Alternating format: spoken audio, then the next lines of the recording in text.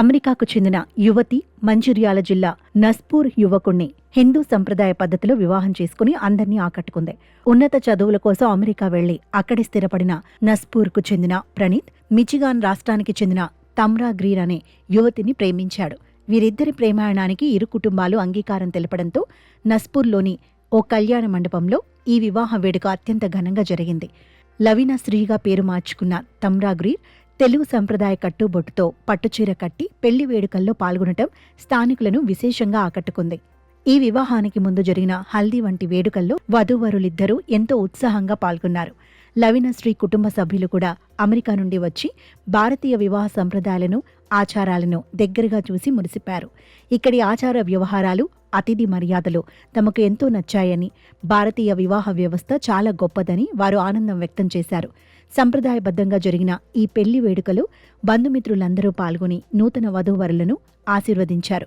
విదేశీయురాలు మన సంప్రదాయాన్ని గౌరవించి ఇక్కడ పెళ్లి చేసుకోవడం ఈ ప్రాంతంలో టాక్ ఆఫ్ ది టౌన్గా మారింది.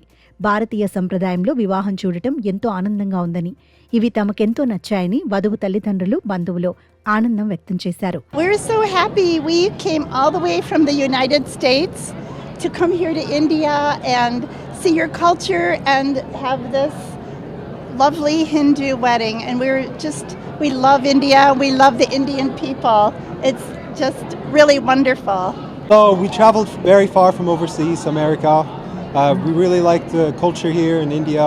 The wedding was beautiful, the Hindu wedding, and the food and the people here really good. It was great to eat, and it was just a wonderful celebration here. ఇక్కడ జరగబోయే wedding ఏంటంటే American Indians కలిసి మన తెలుగు సాంప్రదాయం ప్రకారం తాలిబొట్టు కట్టి అన్నీ చూపించి చేయడం జరుగుతుంది. అసలు ఈ సంబంధం ఎట్లా సెట్ అయిందంటే ఫారిన్లో అన్నయ్య వాళ్ళ ఫ్రెండ్ అక్కడ అమ్మాయిని లవ్ మ్యారేజ్ చేసుకున్నాడు. అక్కడ చేసుకున్న క్రమంలో అన్నయ్య కూడా మ్యారేజ్ అటెండ్ అయ్యాడు.